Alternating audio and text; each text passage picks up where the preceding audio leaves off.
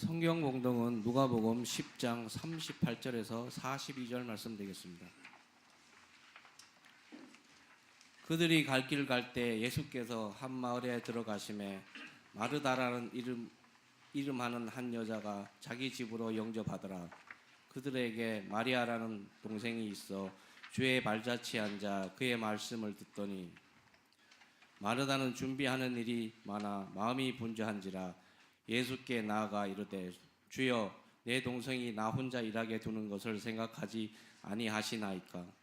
그를 명하사 나를 도와주라 하소서. 주께서 대답하여 이르시되 마르다야 마르다야 내 많은 일로 염려하고 근심하나 몇 가지 하든지 혹은 한 가지만이라도 족하니라.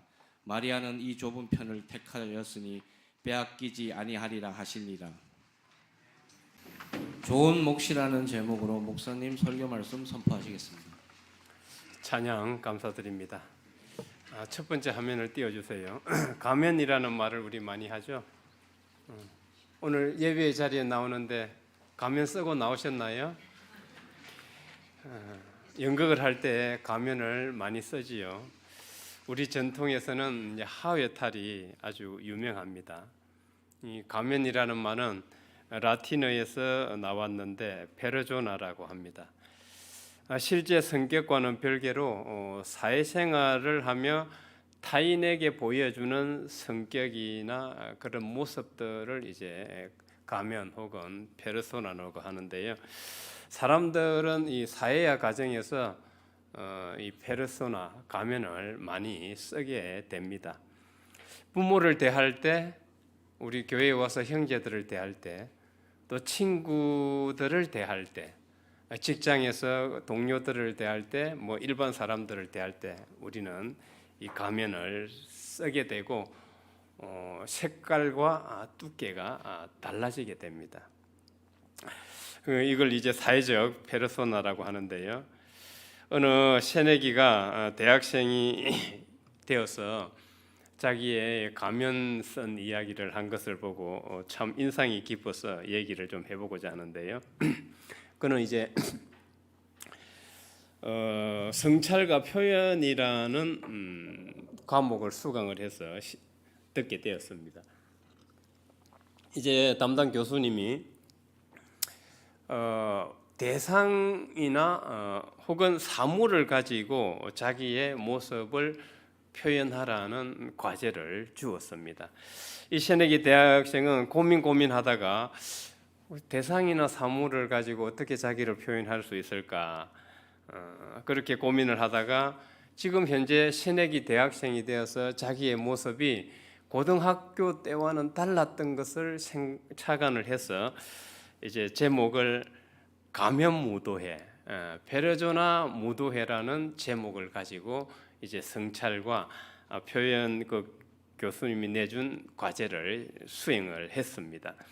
다음 PPT를 보세요. 띄워주면은 이제 저게 이제 그 학생이 자기가 가면 무도회, 페르조나 무도회라는 제목을 가지고 자기를 이제 표현한 건데 저 과제를 이제 교수님께 제출을 했습니다. 뭐 저걸 일일이 다 읽을 수는 없고요. 이 학생은 이제 대학생이 되면서 한껏 기대감에 이제 부풀어 있었습니다. 멋진 학생들도 많고 또 고등학교 때와는 다르잖아요. 자유분방하고 또 조원들에게도 잘 보이기 쉽기도 했고 그러기 위해서 이제 고등학교 때 쓰고 있던 그 무채색의 하양색의 가면을 이제 다 벗어버리고 저기 가게에 가서 빨주노초 파남보 7가지 색깔이 있는 가면을 사게 됩니다. 그 가면을 사서 이제 조원들을 만날 때는 이제 노란 가면을 쓰고 또 멋진 친구들이 있을 때는 또 빨간 가면을 쓰고 밥 먹고 또 대화하고 나눌 때는 파란 가면을 쓰고 여러 가지 가면을 쓰면서 이제 활동을 하게 되었습니다. 이제 그게 자기의 본 모습이 아니죠. 본 모습이 아닙니다. 그런데 어느 날 자기가 세면대에서 세수를 하고 자기 얼굴을 딱 봤는데 주마등처럼 어떤 영상이 싹 스쳐 지나갑니다. 아니 저게 내 얼굴이 맞아? 7개의 가면으로 도색을 한 자기의 얼굴이 아주 추악한 모습을 띠고 있었습니다. 이 학생은 불현듯 이렇게 가다가는 나의 진정한 모습을 회복하기는 어렵겠다. 그래서 그 길로 가게에 가서 7개 가면을 환불 처리하고 영양보습제를 사가지고 얼굴을 몇 달 동안 관리를 해서 본래 모습으로 돌아오고 회복하게 되었다는 이야기입니다. 어떤가요? 새내기 대학생의 페르소나 무도회라는 제목의 글이 지금 우리가 살아가고 있는 모습과 너무도 흡사하지 않습니까? 지금 여기에 하나님 앞에 정말 가면을 버리고 나오셨나요? 어떤 가면을 쓰고 나오셨나요? 만일 그 학생이 새내기가 자신의 변해가는 모습을 그냥 내버려 두고 그것을 오히려 즐기고 계속 했더라면은 어떻게 될까요? 그 학생의 장래는 아마 불을 보듯 뻔하죠. 거짓된 모습으로 진실을 감추고 거짓된 모습으로 계속 이 세상을 살아가게 될 것입니다. 그러면 왜 우리는 가면을 쓰게 되는 걸까? 기독교의 뛰어난 영성가로 평가받는 토마스 키팅이 쓴 책 중에 좋은 몫이라는 책이 있는데, 그런 여기서 인간의 3가지 기초 센터가 있다고 합니다. PPT 띄워주십시오. 그것은 첫째, 생존과 안전. 전자가 빠졌네. 맞죠? 오탈자입니다. 그 다음에 애정과 존중. 3번째는 힘과 지혜라고 합니다. 힘과 지배라고 합니다. 이거는 모두 이제 생물학적으로 필요합니다. 필요한 것인데 아이가 유아기부터 성장하는 과정에서 이 욕구들이 제지를 당하게 되면은 이제 보상적 태도를 발달시키게 되고 그렇게 해서 만들어지는 게 거짓자입니다. 그러니까 어린아이 때 욕구를 충족하지 못했기 때문에 청년기나 성인이 되어서 그걸 채우려고 이제 어릴 때부터 계속 그게 내면화되는 거죠. 거짓자가 자기를 위장하고 포장한 모습이죠. 그런데 이게 어릴 때부터 억압을 시키면은 사라질 것 같은데 사라지지가 않아요. 요즘 심리학이 아주 발달을 해가지고 이걸 잘 연구하고 있잖아요. 이게 이제 청년기나 성인 때 튀어나와요. 튀어나와서 아이 때 억압해 놓았던 것들이 이제 나의 행동과 의사결정에 개입을 하게 되고 크게 영향을 끼치게 됩니다. 결국 고통스러운 그 에너지는 그 사람의 무의식 속에 남아서 우리의 행동과 의사결정 과정에 개입하면서 우리로 하여금 위장하게 만들고 거짓자의 가면을 쓰게 만들다는 것입니다. 이것을 이제 거짓자 이렇게 이제 영성가들은 이야기를 하고 우리는 뭐 일반적으로 가면을 썼다 이렇게 말을 합니다. 오늘 하나님이 주신 성경 말씀을 보면은 마르다와 마리아가 등장을 합니다. 마르다는 우리를 가장 잘 대변하는 사람으로 보이는 것 같습니다. 왜냐하면은 마르다는 지금 거짓자라는 가면을 쓰고 괴로움을 겪고 있기 때문입니다. 주님은 사역을 하시다가 마르다의 집에 들리셨습니다. 아마 이 성경을 보면은 주님과 마르다의 가족은 아주 친분이 깊었던 것으로 보입니다. 주님이 집에 들어오시자 마르다는 막 갑자기 이제 바빠지고 분주해졌습니다. 그녀는 주님께 철저히 봉사하고 헌신하겠다는 그 자세였습니다. 그러나 마리아는 성경을 보니까 주님의 발치에서 말씀을 경청하고 있었습니다. 어떤가요? 지금 나는 엄청 바빠요. 엄청 막 성대한 만찬을 준비하기 위해서 엄청 바쁜데 동생은 지금 아무 일도 안 해. 나를 도와주지 않아. 화나죠? 화나잖아요. 내가 열심히 봉사하는데 저 사람은 뭐야 지금. 그렇지 않습니까? 화가 납니다. 그래서 마르다는 분주한 자신을 도와주지 않는 동생 마리아를 맞닥지 않게 생각했습니다. 자신의 심리가 점점 불안해지고 초조해집니다. 급기야 주님께 화를 표출하게 됩니다. 주님, 제 동생 마리아에게 분주히 혼자 일하는 저를 돕도록 명령하소서 하고 지금 막 퉁명스럽게 주님에게 화가 섞인 지금 언어를 담아내고 있습니다. 우리는 그녀의 분노 표출에 원망과 서운함이 묻어 있는 것을 볼 수가 있습니다. 나는 이렇게 지금 성대한 만찬을 준비해서 주님과 그 제자 사역하는 사람들에게 지금 드리려고 하는데 어떻게 저기 주님은 저에게 무관심하고 일도 하지 않는 저 마리아에게는 지금 마리아에게만 집중하고 계시고, 그럼 나는 열심히 성대한 만찬을 준비하는 나는 그럼 뭔가? 나란 존재는 그럼 어떻게 되는 건가? 주님은 정말 무심하시다. 그래서 주님께 마리아들어 퉁명스럽게 마리아들어 저를 돕도록 좀 명하소서 하고 던진 것입니다. 그 속에는 그 분노에는 원망과 서운함이 그대로 묻어나오고 있습니다. 우리 충분히 이해되죠? 이해됩니다. 나는 혼자 북치고 장구치고 바쁜데 마리아는 무슨 지금 한량놀이 하고 있냔 말이야. 그런 주님이 더 주님께 화가 난 거예요. 주님은 가만히 계시니까. 그러면서 자기에게 무관심하니까. 그럼 마르다가 화가 나는 근원적인 이유는 무엇인가? 우리는 이제 겉으로 볼 때 원망과 서운함이 묻어 있는 걸 볼 수 있습니다. 토마스 키팅이 말했듯이 인간의 세 가지 기초 에너지 센터 중에 이 애정과 존중에 대한 욕구 불만이 있었던 것으로 보입니다. 애니에그램 9가지 성격 유형에서 보면 마르다는 9가지 성격 유형 중에 두 번째 유형 제2 유형에 속합니다.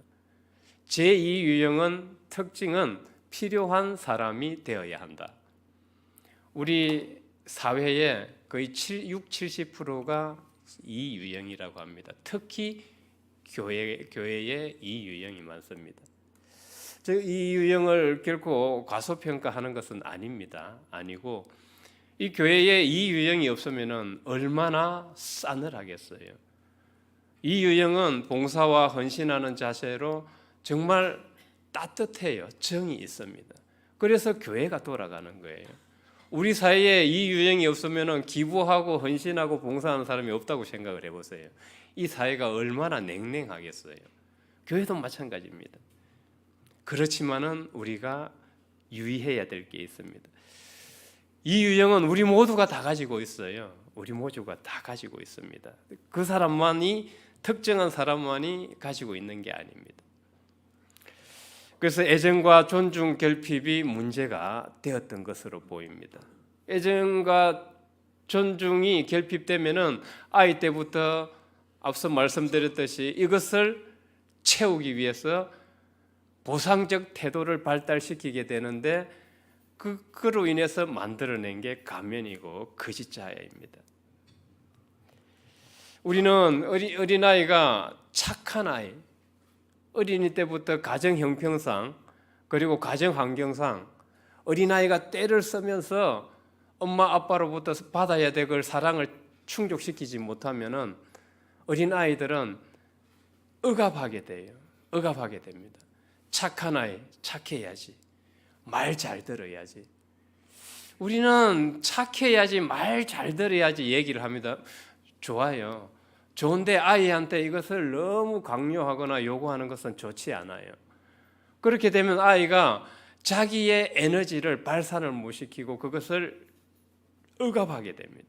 특히 가정 형편이 안 좋은 여건에서 그런 교육이 부재한 부모들 밑에서 자란 아이들은 이것을 계속 억압하게 되고 착한 아이, 말 잘 듣는 아이로 살게 돼요. 그러면 이것이 사라지느냐? 억압시킬 때 사라지지가 않아요. 청소년기나 성인이 되면서 계속 우리 행동과 의사결정 과정에 개입하면서 영향을 끼치게 됩니다. 마르다에는 이 무의식 차원의 이런 에너지에 의해서 지금 자신의 행동과 의사결정과 언어가 지배를 당하고 있음을 우리는 볼 수가 있습니다. 마르다는 분명히 분주하게 주님을 섬겼습니다. 겉으로 볼 때는 전혀 문제가 없습니다. 문제가 없어요. 열심히 하는 사람이에요. 겉으로 볼 때는 정말 열심히 하는 사람. 그러나 그녀의 마음 밑바닥 무의식에는 그 에너지가 꿈틀거리고 있었던 것입니다. 다음 PPT를 보면은 우리는 마르다가 주님께 주여 내 동생이 나 혼자 일하게 두는 것을 생각하지 아니하시나이까 그를 명하사 나를 도와주라 하소서 하는 것으로부터 그에 있는 무의식의 에너지를 우리는 알아차릴 수 있습니다. 뭔가 지금 불만족스럽고 욕구 불만에 지금 있습니다. 우리는 자신이 무언가에 화가 난다면은 그 문제의 원인을 우리는 남 탓으로 돌리는 경우가 대개 그렇습니다. 그러나 이 마르다가 지금 주님께 화가 나고 마리아에게 화가 난 것을 보면은 어때요? 지금 투사죠. 지금 화가 난 것은 주님의 문제도 아니고 마리아의 문제도 아니고 본인 자신의 문제입니다. 자기 심리 내면의 기저에 아주 이런 무의식의 에너지가 끓고 있었습니다. 용솟음치고 있었어요. 그래서 우리는 지금 상대방이 나를 화나게 만들었다고 생각하는데 실제로는 대다수 자기 자신의 문제예요. 자기 자신의 그 고통스러운 무의식 에너지를 봐야지 그 남 탓을 대해서 그렇게 해서 불평불만하고 뒷담화하고 어느 정도 그 상황이 극복이 되겠죠. 해결은 되겠죠. 그러나 동일한 상황에 딱 맞닥뜨리면 또 그 상황이 재반복돼요. 영원히 해결되지 않습니다. 영원히 해결되지 않아요. 우리가 어느 누구의 말 한마디에 상처를 받아서 또 어느 누구의 행동과 제스처에 상처를 받아서 이리저리 휘둘리는 것, 물론 그 사람이 동기 유발을 했지만 실제 자기 자신의 문제가 있어요. 그래서 밤잠을 못 자고 몇 날 며칠, 심지어는 몇 달, 1년, 3년을 그 사람이 용서가 되지가 않는 겁니다.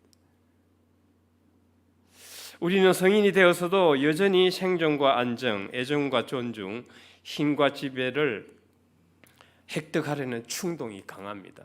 마르다도 그랬던 것 같습니다. 마르다는 주님을 조정하려고 했어요. 성대한 만찬을 통해서 주님을 조정하려고 했습니다. 그래서 이렇게 말합니다. 다시 바꿔 번역을 해보면 주님, 내가 차려드리는 성대한 만찬을 즐기시려면 내 동생을 도우게 해야 됩니다. 지금 이 성대한 만찬을 통해서 주님을 조정하려는 그 복합적인 심리가 있어요. 토마스 키팅이 말했던 이 애정과 존중, 힘과 지배를 획득하려고 했던 그 심리가 무의식적 에너지가 깔려 있었기 때문입니다. 어떤가요? 우리도 인간관계에서 그렇지 않습니까? 권력자만 막 힘의 논리로 지배하려고 할까요? 우리 인간관계에서 그 상황이 내 마음대로 돌아가지 않으면 우리는 가만히 있나요? 자기 편을 만들죠. 자기 편을 만듭니다. 자기 편에게 찾아가서 그 사람에 대해서 막 좋지 못한 부분을 막 나열을 하죠. 알립니다. 그렇게 해서 영향력 있는 사람을 통해서 그 상황을 자기가 지배하고 통제하려고 해요. 안 그렇습니까? 우리 그렇게 삽니다. 그런데 그렇게 사는데 그게 마치 자기는 정당하다고 생각을 해요. 내가 손해를 봤기 때문에 지금 나는 그리 해야 된다고 생각을 해요.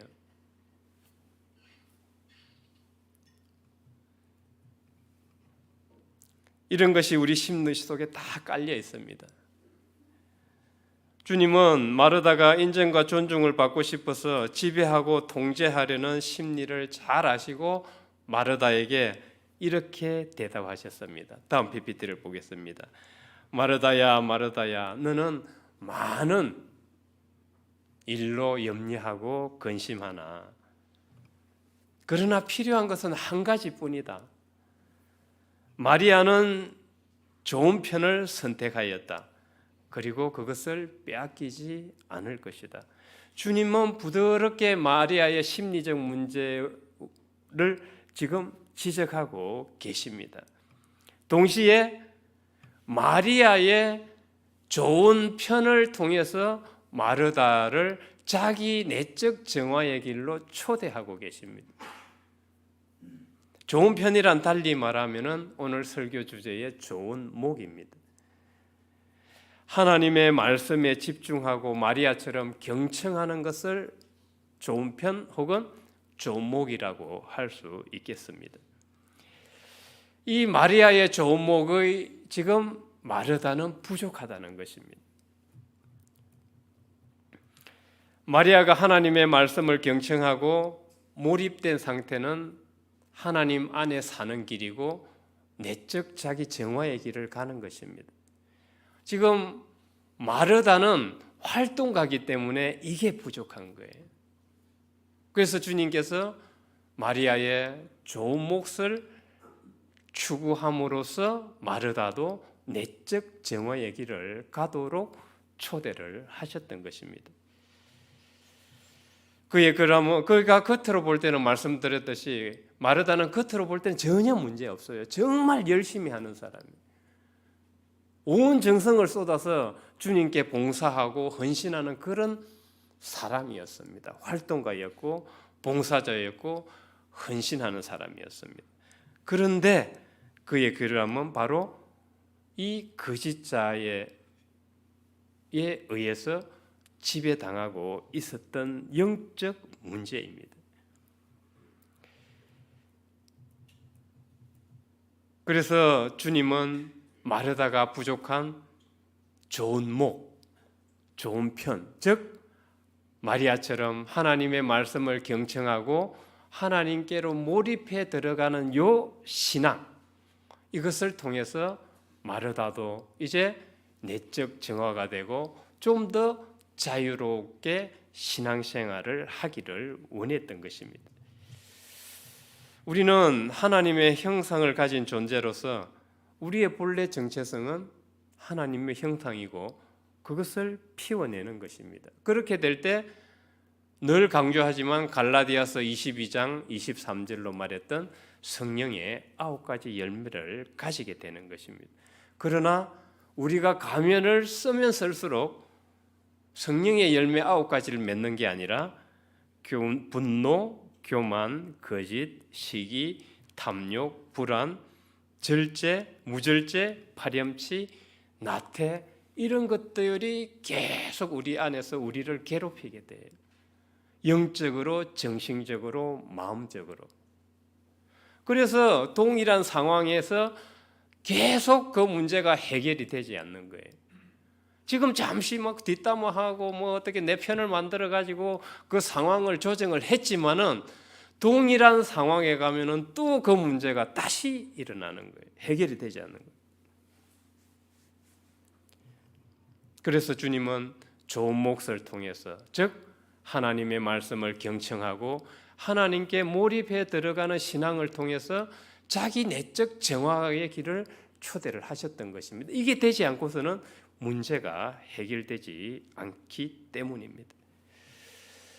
그래서 어거스틴은 그의 고백록 서문에서 이런 말씀을 하셨죠. 주께서 우리를 주님을 향하도록 만드셨으니 우리 마음이 주 안에 쉬기까지는 안식이 없습니다.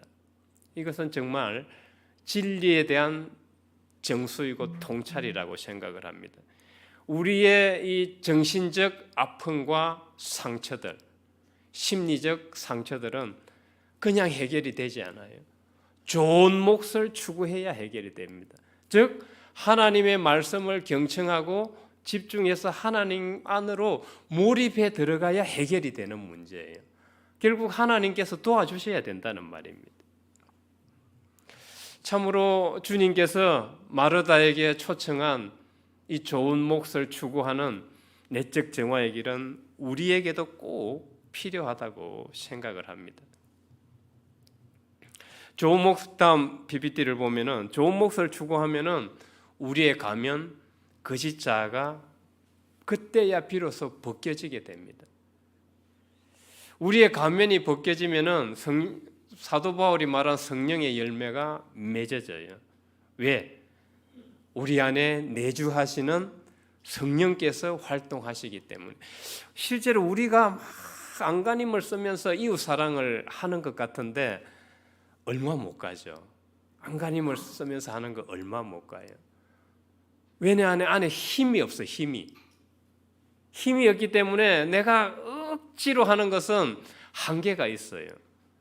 내주하시는 하나님으로부터 에너지를 받아야 돼요. 이게 근본 바탕이 돼야 비로소 힘이 있어요. 그래서 좋은 몫을 추구함으로써 우리의 가면이 벗겨져야 성령께서 활동을 우리가 방해하지 않게 됩니다. 성령이 섬기게 되면은 우리 안에 하나님이 이웃 안에 있는 계시는 하나님을 섬기게 돼요. 이게 이웃 사랑의 정수예요. 그죠? 만일에 우리 이웃들이, 우리 형제들이 사랑받지 않다면 우리가 어떻게 섬기겠어요? 그 안에 다 하나님이 계시기 때문에 우리 안에 하나님이 이웃 안에 하나님을 섬기게 되는 게 아니겠어요? 이게 이웃 사랑인 거예요. 이게 이웃 사랑의 정수입니다. 우리는 하나님을 우리가 찾아야 된다고 생각을 하는데 하나님을 우리가 찾으려고 어디로 갈 필요가 없어요. 어디 계셔요? 내주하고 계셔요. 우리가 오로지 하나님으로부터 달아나지 않으면 되는 겁니다. 달아나지 않는 방법이 뭐라고요? 좋은 몫을 추구하는 길입니다. 하나님 말씀에 귀 기울이고 집중하고 경청하고 하나님께로 몰입해 들어가는 것. 이게 하나님으로부터 달아나지 않는 방법입니다. 우리가 좋은 몫을 추구하고 그것을 붙들고 가기 위해서는 분명히 성령의 도움과 안내를 받아야 되는데 그 길은 바로 좋은 몫을 추구하는 것입니다. 역설적으로도. 그러면 이제 하나님의 좋은 몫을 추구하기 위해서는 성령의 안내와 도움을 받아야 되는데 이 외에 우리가 한 가지 더 해야 될 것이 있습니다. 바로 우리의 생각이 하나님께로 향하는 겁니다. 다음 PPT를 보겠습니다. 토착과 기독교를 추구했던 유영모 선생은 염제신제라는 신학을 강조했습니다. 염제신제. 우리가 하나님을 간절히 찾고 생각하면은 하나님이 우리 가운데 계신다는 신학이에요. 우리가 예배 드릴 때도 찬양을 할 때도 기도할 때도 말씀에 집중할 때도 간절히 지극정성으로 하나님이 계시다고 생각하고 하면 하나님이 그 속에 계신다는 신학이에요. 이게 염제신제입니다. 우리가 좋은 몫을 추구하기 위해서는 이 염제신제가 꼭 필요합니다. 우리가 간절히 지극정성으로 하나님이 계시다고 생각하고 몰입할 때 하나님이 우리와 함께 계시기 때문입니다. 지금 예배를 드리고 있는데 만일에 내 생각이 지금 콩밭에 가 있다면 어떻게 될까요? 지금 집에 맛있는 떡, 결혼식, 친구 결혼식, 여행, 은행 잔고, 주식이 지금 어떻게 되나 오르락내리락. 예배를 드리면서 우리의 생각이 흐트러져 있고 딴 곳에 가 있다면은, 우리의 생각이 딴 곳에 가 있다면 하나님이 계시지 않는다는 신학이 바로 저 염제 신제 신학입니다. 저는 정말 진리라고 생각을 합니다. 우리의 신앙이라는 것이 하나님을 생각하는 거 아니겠어요? 하나님을 생각하고 하나님의 형상을 표현하는 삶을 살아가는 것인데, 우리의 생각이 딴 데 가 있다면 하나님이 계시지 않게 되는 거죠. 그래서 어떤 신령스러운 목사님은 늘 집회를 하시기 전에 교인들을 회개 기도를 시키셨다고 해요. 왜냐하면 교인들이 회개 기도를 하지 않고 그냥 막 생각이 복잡한 상태로 여러 가지 가면들을 쓰고 예배에 참석해 있으면 성령의 은사가 내리지 않는다는 거예요. 그래서 그 목사님은 꼭 예배를 시작할 때 교인들을 회개시키고 정신일도 금석가투, 마음과 생각과 정신을 예배에 집중시켰다고 합니다. 누구에게? 하나님께. 그렇게 했을 때 성령의 은사가 내려오고 막 향수를 뿌리지 않았는데도 막 예배당에, 예배실에 향기가 진동을 했다는 기록들을 봤습니다. 그리고 팔이 아프고 다리가 아픈 사람이 절로 낫는 그런 일들이 있었다고 합니다. 그러니까 교인들의 생각이 염제 신제가 되었을 때 그 속에 성령이 계셨다는 것을 잘 증명하고 있습니다. 좋은 몫을 추구하기 위해서는 끝으로 한 가지가 더 필요합니다. 여러분들 성경에 보면 그라사 광인이 귀신 들린 그 이야기 아시죠? 그라사 광인이 무슨 귀신이 들렸습니까? 군대 귀신이 달렸. 예수님이 그라사 광인에게 물어봅니다. 내 이름이 무엇이냐? 군대니이다. 그게 바로 그로부터 귀신이 그 몸 밖으로 나가서 돼지에게로 들어가서 바다인가 물인가 빠지게 되죠. 빠져 죽게 되죠. 여기서 이 성경의 이 그라사 광인의 이야기는 귀신 축출 이야기로도 볼 수 있지만은 은유적으로 우리의 내면이 정화되는 것을 은유하기도 해요. 그럼 내면이 정화되려면 어떻게 해야 돼요? 그 치유의 시작은 자기 내면에 뭐가 꿈틀거리고 있는지 무의식적 에너지와 이 욕구들을 볼 줄 알아야 되고 거기에 이름을 붙일 수 있어야 된다는 말입니다. 지금 이게 분노가 올라오고 있구나. 지금 사촌이 땅을 사니까 배가 아프구나. 이거는 시기 질투네. 내가 지금 자신의 의를 지금 드러내고 싶어. 마르다처럼 하나님을, 주님을 조정해서 자기가 스포트라이트를 받고 의를 드러내고 싶어. 이 나의 자랑과 교만이구나. 이런 이름을 붙일 수 있을 때 비로소 그 내면이 치유되기 시작한다는 것을 성경은 잘 말해주고 있습니다. 어떤가요?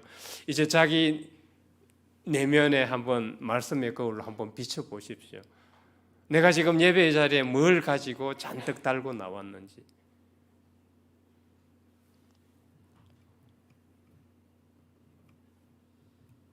우리는 이것을 평생 모르면은 이 에너지들에 휘둘려 살게 되고 결국은 나 스스로 마음적으로, 정신적으로, 영적으로 고통을 받게 됩니다. 자기가 엄청 힘들어요. 그래서 진리가 우리를 자유롭게 하는 겁니다. 진리가 우리를 자유롭게 하는 겁니다. 검은 수녀들 영화 보셨죠? 영화 보신 분 지난주도 제가 설교 또 써먹네. 검은 수녀들에서 그 유니아 역을 맡은 그 배우 이름이 누굽니까? 송혜교. 와, 저는 참 그 연기하는 거 보고 참 연기 잘한다 이런 생각을 했어요. 그 악령 들린 학생을 이제에게 그 악령을 쫓아주기 위해서 계속 묻잖아요. 내 이름이 무엇이냐? 내 이름이 무엇이냐? 지금 이 성경에 주님께서 축기하던 것과 같은 거예요. 계속 내 이름이 무엇이냐고 질문을 합니다. 악령이 대답하지 않죠. 교활해서. 나중에는 악령을 화나게 만들어요. 화나게 만들어서 악령이 스스로 자기 의를 이제 막 자기 악령을 깔보니까 무시하니까 이 녀석이 화가 나가지고 자기 신분을 밝혀요. 이름을 밝힙니다. 그때 악령이 나가기 시작해요. 같은 이치입니다. 우리는 좋은 몫을 추구하기 위해서 첫째, 말씀을 경청해 렉시오 디비나 말씀 묵상이라는 말 들어보셨을 거죠. 이 렉시오 디비나가 원뜻은 경청하다는 뜻이에요. 하나님 말씀에 귀 기울이다, 경청하다. 그래서 말씀을 묵상해서 하나님의 음성과 메시지를 듣는 훈련을 해요. 이게 처음엔 잘 안 되죠. 우리 사람 사귈 때 한 번에 됩니까? 친구들 사귈 때 한 번에 잘 안 되잖아요. 새신자가 전도되어 와서 정착하는데 바나바 전도라고 해가지고 친구가 계속 몇 개월 동안 계속 그 한 사람을 케어를 해줘야 돼요. 정착하기까지. 그리고 나서 시간이 지나면은 세 사람, 네 사람을 소개시켜 줍니다. 우리 구역 모임인 거예요. 그게 구역 모임. 그렇게 해서 한 사람이 교회에 새내기가 와서 정착을 하는데도 이렇게 많은 시간이 걸리고 우리가 한 사람을 알아가는데도 시간이 많이 걸리는데 우리가 하나님을 알아가고 하나님의 음성을 듣고 메시지를 듣는데 얼마나 훈련이 필요하겠어요. 얼마나 훈련이 필요하겠습니까? 그래서 이 말씀에 집중하고 경청하는 훈련을 해야 돼요. 그리고 하나님께로 몰입해 들어가는 훈련이 필요합니다. 그리고 성령의 도움과 안내를 받아야 하고 끝으로 통해서 염제심제할 수 있어야 되고 끝으로 자기 내면을 살필 줄 알고 자기 내면에 꿈틀거리는 무의식적 에너지들과 욕구 불만과 그 욕동들의 이름을 붙일 수 있어야 됩니다.